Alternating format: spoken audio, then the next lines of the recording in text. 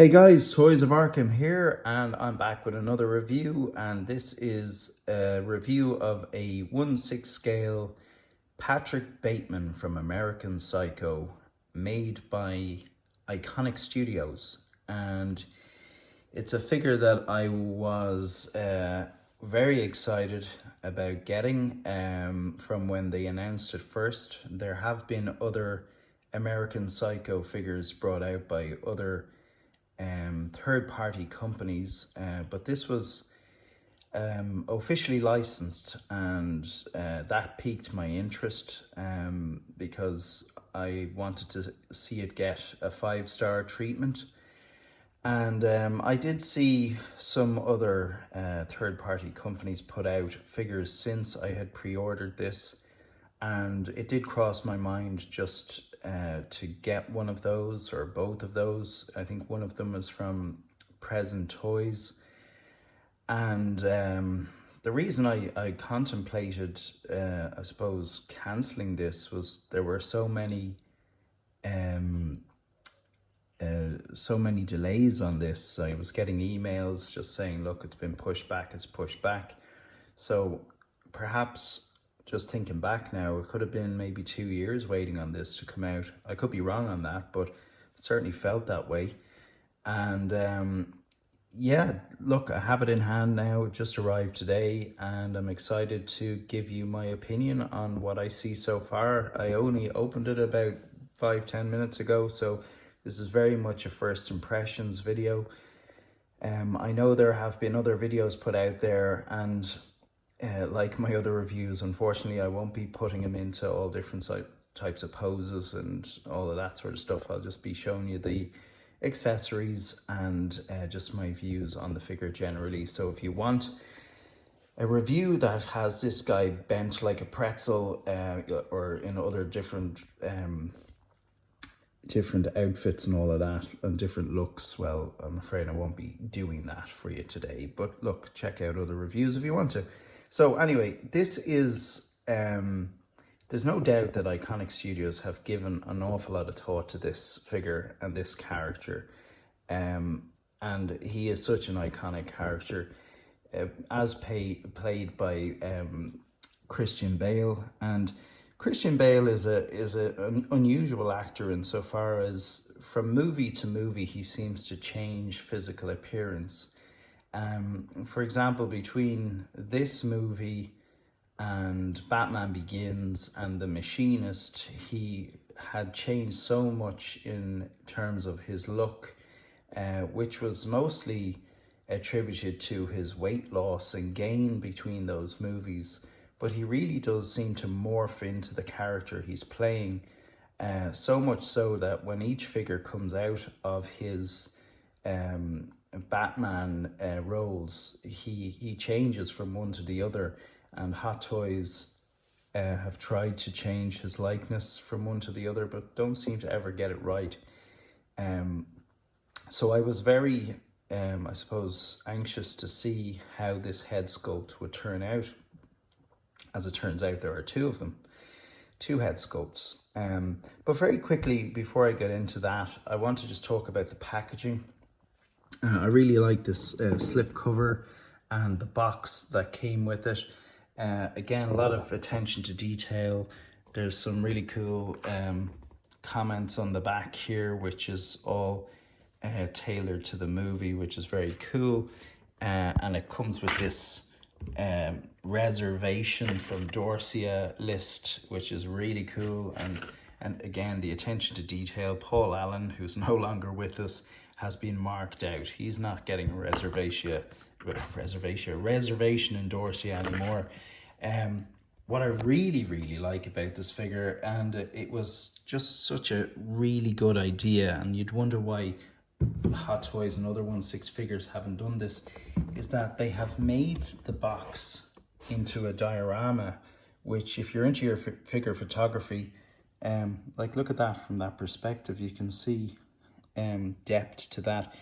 But the idea of just putting images on the back of the box and creating a diorama is such a clever idea, and it's such an obvious one that you'd wonder how it wasn't done so far. So there you have Patrick Bateman's apartment just by putting these two boxes together.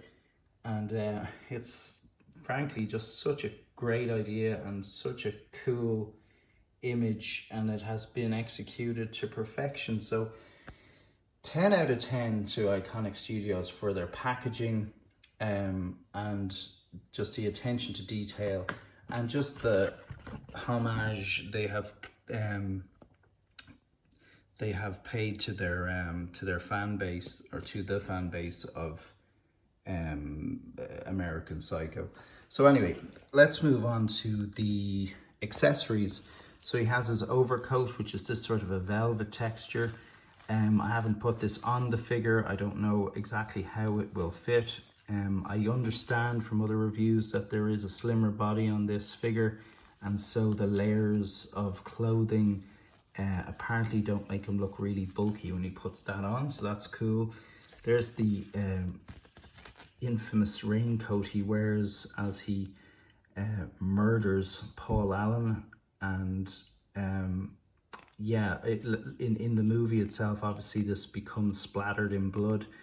And I have seen, and shout out to my good friend Dean Knight, who did an unbelievable review on this figure and did an incredible customization of this jacket, where he did this blood spatter effect up this particular side, which was movie accurate, and it really looked fantastic. And it's something I may chance myself, and I know Dean put up a separate video showing how he did it, so I might just follow that if I get the courage to do that at some point. It certainly looks better than it being clean like this, but I suppose, look, you have the option to do it. It'd be great if it came with two, where one was blood splattered and one wasn't, but look, this is what we have, and it's whether you have the courage to go and do some custom work on it yourself. Also comes with Huey Lewis and the News album, which is really cool. Even has a track listing on the back, if it'll focus. Comes with this axe. The axe has nice wood grain on it. It's not actual metal, as are some accessories you're finding with these 1/6 figures lately, but it's okay. It does the trick. It has a function, and it does it well. You've got the real old block mobile phone, almost not mobile, but it is a cool accessory. And you've got this mini business card, which is really cool. Of course, the business card was the center of such a great scene in the movie.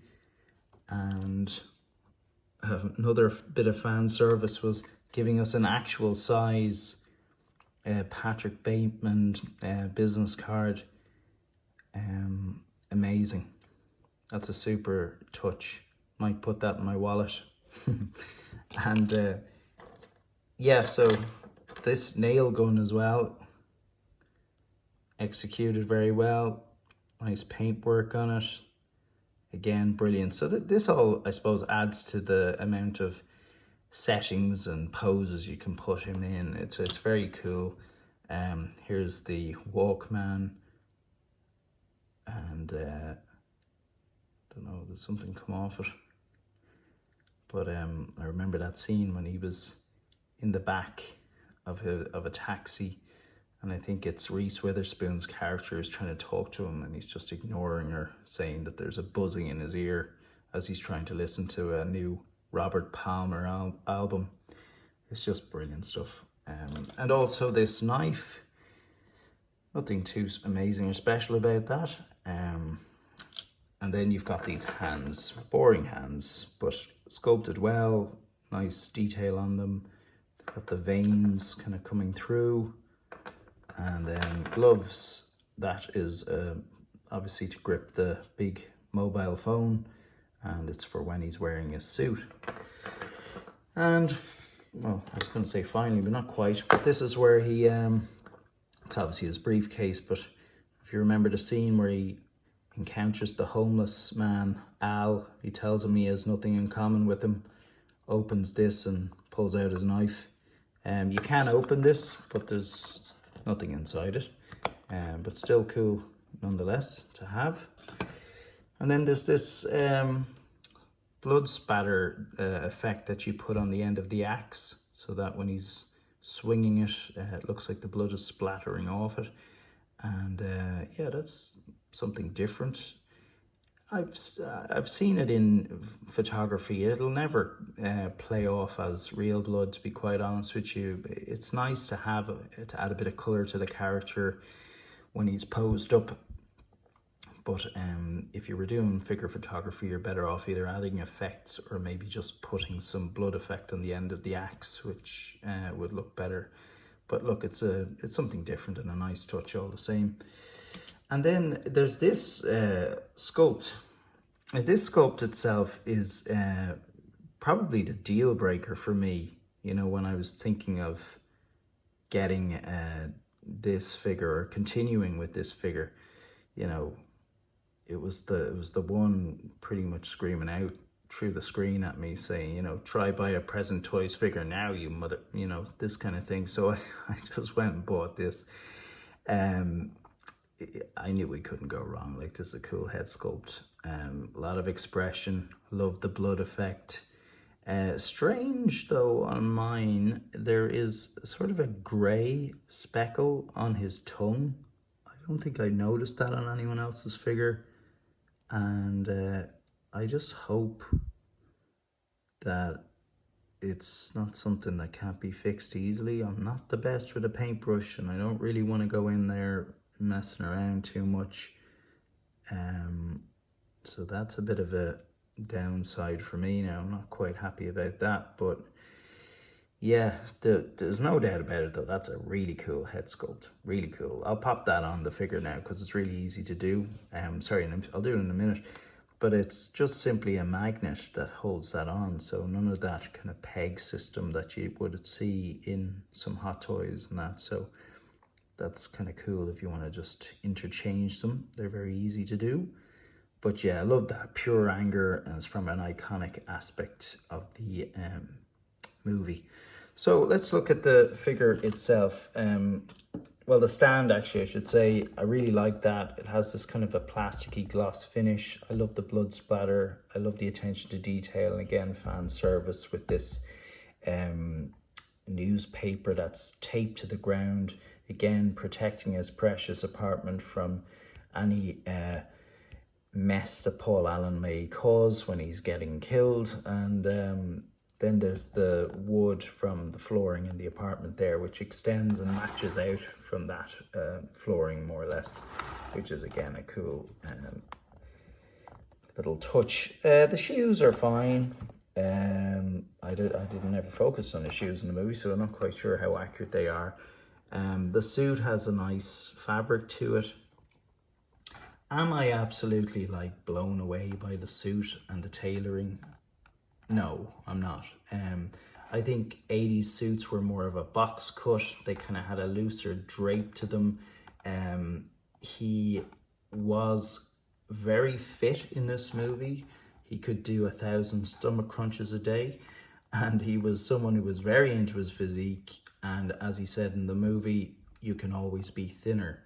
So he, as this figure stands, it's not as accurate to the way he looked in that movie as you would expect, given Iconiq Studios have taken so long on this figure. It should, I don't know, I've seen it actually on some of the other third-party figures done better than this, if I'm being honest. The suit, maybe it's not the suit or maybe it's the body, but he's sorry, I should pan back there a bit for you, but it's not really that amazing of a suit tailoring job. You know, bear in mind, he has to look ultra dapper. Like, this is what his character is about. His suits, his ties, his shirts, everything is meticulous. And that doesn't look meticulous as it did in the movie to me. So they had to get that right, and I have to say, I don't think they did. Maybe I could futz around with it and get it looking better, but it just doesn't have that shoulder pad 80s box cut that you want from this type of character's look. He has a nice watch. I think it's the Rolex he has on there on the fisted hands. And then this is the, you know, the main head sculpt that it comes with. And does it look like him? It does look like him, but it doesn't look as like him in that movie as it could. I think they needed to make his face a little bit slimmer. He was very lean, as I said, in that movie. From certain angles it looks very accurate, but then in other angles not so accurate. It doesn't look too dissimilar to some of the Hot Toys Batman sculpts, but this is Patrick Bateman, it's not Bruce Wayne. So I've seen him executed a little bit better actually from one or two other third-party figure companies, and that what saves them is this one. I think this head sculpt, although it is good, I don't know what it is. Even the hair, it's not quite Patrick Bateman. You know, we're talking about Patrick Bateman, not Bruce Wayne. Like if you stood him beside an armory of Batman, you'd say, oh, there's Bruce Wayne. But you'd have to say Patrick Bateman is a unique character, and they have to distinguish him from other Bruce Wayne sculpts, or should I say Christian Bale sculpts. So I don't think there's enough of a distinguishing factor here. I can see when you zoom in, there's like a sort of a vein under the eye, and there's certainly an attention to detail there. I know they spent a lot of time on this, but it doesn't matter if you spent 10 years on it. It doesn't mean it's beyond criticism. It's maybe I'm being overly critical. I know how far we've all come in terms of sculpts over the years, but I don't know, it's not leaps and bounds better than other third-party companies, and it may not be better at all. In fact, as I said, there's a sort of a slim, piercing look to him that he had back then that isn't coming across to me in this particular sculpt. And I haven't really heard anyone else say that, so I may be wrong, or I may be seeing it differently to other people. But that's just how I feel. And maybe, you know, I'd be interested to hear what you guys think. You know, take a look at them there. Don't just look at them, eat them. Sabrina. Anyway, you know what I'm talking about. But it is a really nice figure. There's so many other redeeming qualities about this. I know the tailoring's a bit off, and I think his face here is a bit off. In fact, he looks quite friendly there. This is Patrick Bateman. This is a serial killer, you know. But we have this guy to remind us of that. In fact, let's just take this head off. Here you go. Maybe that looks more like him. Yeah. Right, here we go. Try to criticize me now, you mother... Yeah. Yeah. What's going on here now? Yeah. Kind of looks drunk. Anyway, that's my thoughts, guys. Thanks for tuning in, and please like, comment, and subscribe. I'll talk to you soon. Bye-bye.